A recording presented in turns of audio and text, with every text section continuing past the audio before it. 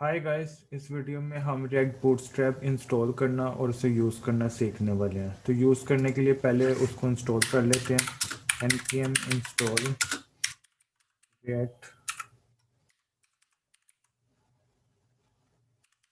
Bootstrap. जहाँ तक command लिखने के बाद स्पेस और फिर आपने बूटस्ट्रैप लिखना और एंटर करेंगे तो रिएक्ट बूटस्ट्रैप इंस्टॉल हो जाएगा। अब हम रिएक्ट बूटस्ट्रैप की ऑफिशियल वेबसाइट पे चले जाते हैं इसके बारे में स्टडी करने के लिए कि रिएक्ट बूटस्ट्रैप क्या चीज़ है और इसमें और सिंपल बूटस्ट्रैप में क्या डिफरेंस है। तो रिएक्ट बूटस्ट्रैप और सिंपल बूटस्ट्रैप में ये डिफरेंस है कि सिंपल बूटस्ट्रैप में जितनी भी यूटिलिटीज़ और कंपोनेंट्स हैं वो रिएक्ट बूटस्ट्रैप में भी हैं, सिर्फ इनके सिंटैक्स का थोड़ा सा डिफरेंट है। रिएक्ट बूटस्ट्रैप क्योंकि उन्होंने रिएक्ट के साथ यूज़ करने के लिए स्पेसिफिकली बनाई है, इसलिए रिएक्ट बूटस्ट्रैप में थोड़ा सा सिंटैक्स डिफरेंट है। हम सर्वर ऑन कर लेते हैं और वो डिफरेंस क्या है कि रिएक्ट बूटस्ट्रैप में हमारे पास जो है वो कंपोनेंट्स की फॉर्म में सारे जो कंपोनेंट्स हैं यहाँ पे दिए हुए हैं, ये रिएक्ट के कंपोनेंट्स की फॉर्म में होते हैं। इसका क्या मतलब, ये app.js जो हमारे पास फाइल है ये एक कंपोनेंट है। तो इस कंपोनेंट को हमने index.js में रेंडर किया हुआ है। तो इसको index.js में रेंडर करने का क्या तरीका है कि हम पहले कंपोनेंट को इंपोर्ट करते हैं और उसके बाद उसे इस तरह से इस सिंटैक्स में लिख देते हैं जो JSX का सिंटैक्स है, तो ये कंपोनेंट रेंडर हो जाता है। सिमिलरली रिएक्ट बूटस्ट्रैप यूज़ करने के लिए हमें इसके जितने भी रिएक्ट बूटस्ट्रैप के कंपोनेंट्स हैं वो पहले इंपोर्ट करना पड़ता है। फॉर एग्जांपल हम रोज़ और कॉलम्स यूज़ करना चाहते हैं रिएक्ट बूटस्ट्रैप में, तो उससे हम पहले इंपोर्ट कर लेंगे कॉलम, ये हमने इंपोर्ट किए फ्रॉम रिएक्ट बूटस्ट्रैप से। ठीक है, तो ये इंपोर्ट हो गए। अब हम यहाँ पे आके इसको इस तरह से लिखेंगे। कोई भी कंपोनेंट रिएक्ट बूटस्ट्रैप का जब आप यूज़ करेंगे तो उसे कैपिटल केस में लिखना, उसका फर्स्ट जो करेक्टर है वो कैपिटल होगा और बाकी सब स्मॉल होंगे। जैसा मैंने रो लिखा इसी तरह मैं कॉलम लिखूंगा। ठीक है, और कॉलम फॉर एग्जांपल मैं मीडियम साइज स्क्रीन और लार्ज स्क्रीन और एक्स्ट्रा लार्ज में 6 इसकी डिवीजन रखना चाहता हूँ, यानी हाफ स्क्रीन पे इसको शो करवाना चाहता हूँ। टोटल 12 है, मैं 6 रखना चाहता हूँ। ठीक है, और इसे मैं क्लास दे देता हूँ, class name bg minus primary, और जो नेक्स्ट कॉलम है इसे दे देते हैं bg माइनस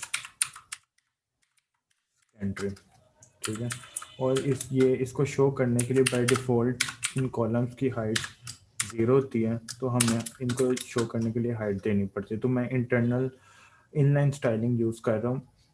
वो इस तरीके से रिएक्ट में यूज़ होती है, हम डबल कर्ली ब्रेसेस लगाते हैं, मतलब कि इसमें जो भी इंटरनल इनलाइन स्टाइल्स होते हैं, स्टाइल शीट्स होते हैं, वो एज एन कंपोनेंट हम यूज़ करते हैं।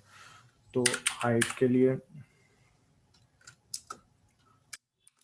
हाइट की प्रॉपर्टी, और इसको फॉर एग्जांपल हम 400 पिक्सल हाइट दे देते हैं। सिमिलरली हम सेकंड कॉलम को भी देंगे और ये कंपाइल हो रहा है। कंपाइल होने के बाद हम ब्राउज़र में देखते हैं तो ये एक रो में 2 कॉलम बन गए हैं। हाफ प्राइमरी कलर में जो ब्लू होता है बूटस्ट्रैप का, और हाफ सेकेंडरी कलर में। तो ये हमने देख लिया कि रोज़ और कॉलम्स हम किस तरीके से यूज़ कर सकते हैं रिएक्ट बूटस्ट्रैप में। अब हमने अगर इसमें कंटेनर यूज़ करना है, ठीक है, तो कंटेनर यूज़ करने के लिए भी उससे पहले हम इंपोर्ट करेंगे और सिंटैक्स यही रहेगा कि हम बार बार इसमें डिव की कोई डिक्लेरेशन नहीं करते। कंपोनेंट यूज़ करने के लिए कंपोनेंट का फर्स्ट लेटर कैपिटल और बाकी सब स्मॉल लिखते हैं। इस कंटेनर के अंदर इनको हमने रो को लिख लिया। अब ये जब कंपाइल होगा तो आप देखेंगे कि ये रो कंटेनर के अंदर आ गई है। ठीक है, देखें लेफ्ट साइड पे हमारे पास स्पेस आ गया है, सिमिलरली राइट साइड पे, और ये बीच में कंटेनर बन गया जिसके अंदर ये रोज आ गई हैं। अगर हम कंटेनर फ्लड यूज़ करना चाहते हैं तो उसके लिए सिंपल बूटस्ट्रैप में मैं आपको दिखा देता हूँ। सिंपल बूटस्ट्रैप में हमारे पास क्लास होती है कंटेनर फ्लूइड यूज़ करने के लिए। कंटेनर फ्लूइड हम डिक्लेयर करते हैं और उसका क्लास नहीं होता कंटेनर फ्लूइड। लेकिन इस केस में जब हमने फ्लूइड की क्लास देनी हो तो हम सिंपली लिखते हैं फ्लूइड और ये कंटेनर फ्लूइड की क्लास इसको मिल जाती है।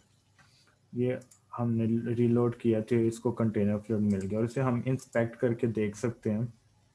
और यहाँ पे हमने क्लिक किया तो ये बता रहा है कि कंटेनर फ्लूइड की जो क्लास है वो इसे असाइन हो गई है।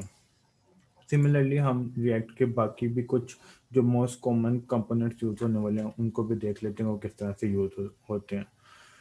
इमेजेस, तो रिएक्ट बूटस्ट्रैप में इमेजेस की डिक्लेरेशन का स्टाइल भी थोड़ा सा डिफरेंट है।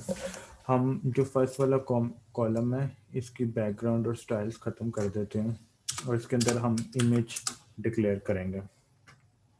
तो इमेज भी एक कंपोनेंट है रिएक्ट बूटस्ट्रैप में, इसलिए हम उसे पहले ऊपर डिक्लेयर करेंगे, इंपोर्ट करेंगे। और इंपोर्ट करने के बाद हम इमेज इस तरह लिखेंगे।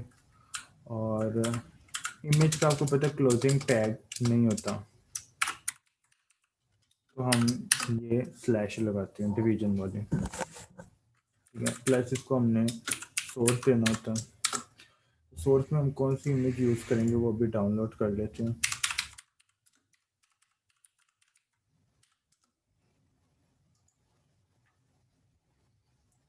फॉर एग्जांपल मैं ये इमेज यूज़ करने वाला हूँ।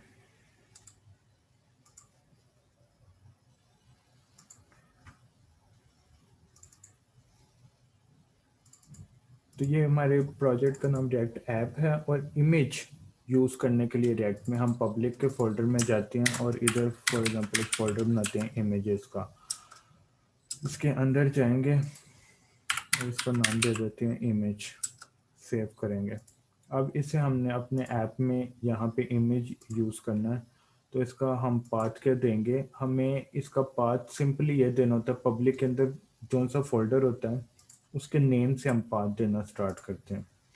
यानी हमारे केस में हमने इमेजेस नेम रखा है स्लैश, अब जो इमेज का नाम है वो हमने इमेज रखा है .jpg। तो अब कंपाइल होने के बाद हम देखते हैं कि हमारा इमेज ये शो हो गया, ठीक है। अब इस इमेज को मैं इमेज फ्लूइड की क्लास देना चाहता हूँ, तो मैं सिंपली यहाँ पे फ्लूइड लिखूंगा तो इसको इमेज फ्लूइड की क्लास आ जाएगी। और ये देखें इमेज अपने रिस्पॉन्सिव हो गया। अब हम अगर जैसे ही स्क्रीन साइज चेंज करें तो इसकी विड्थ के साथ साथ, विड्थ चेंज होने के साथ साथ हाइट भी चेंज होगी, ठीक है। विड्थ चेंज होने के साथ साथ इसकी हाइट भी चेंज हो रही है। अच्छा, अब इमेज के साथ फॉर एग्जांपल सेकंड कॉलम में मैं बटन यूज़ करना चाहता हूँ, ठीक है। तो उसके लिए भी रिएक्ट बूटस्ट्रैप में मुझे यहाँ पे बटन डिक्लेयर करना पड़ेगा।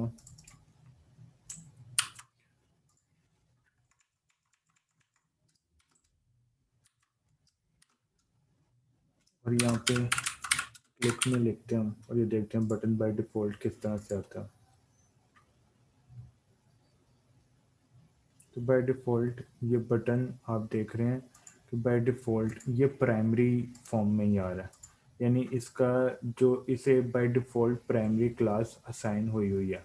अगर हम इसे सेकेंडरी के सिंटैक्स में देखना चाहते हैं तो हम क्या लिखेंगे, इसके लिए इसकी जो प्रॉपर्टी है उसका नाम है variant. Variant is equal to,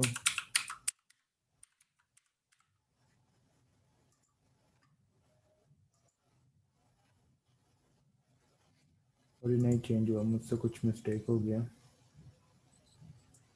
यहाँ पे बटन्स की प्रॉपर्टी में हम देख लेते हैं variant is equal to secondary. तो ये वेरिएंट के स्पेलिंग मैंने गलत लिख दिया।